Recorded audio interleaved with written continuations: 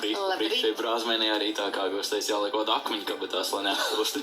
Jā, Signē Baumanē bija starp akmeņu vienās kabatās, laikam animācijas filmas, to var tā kā alegoriski pārcelt, burtiski pārcelt. Tieši nozīmē.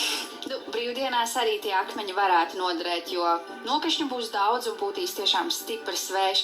Šajā rītā gan vējš nedaudz pierimis, brāzmās līdz 13 metriem sekundē, rīts arī nav pārāk vēss.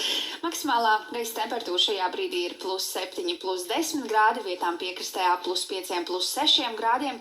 Tāpat piekrastē nedaudz sabiezējusi arī migla un dūmaka. Mākoņu vēl no rīta gana daudz, bet dienas gaitā starp mākoņiem uzspīdēs saule un valsts austrumos brāzmas pastiprināsies no jauna līdz 15 metriem sekundē.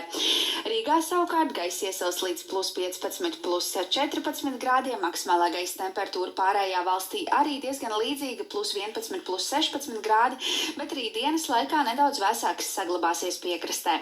Un prognozes liecina, ka brīvdienas būs nokrišņiem bagātas un pūtīs arī stipras vējš.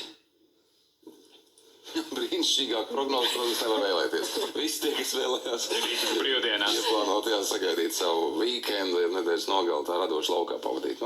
Jāpaliek mājās. Domā, Jā, bet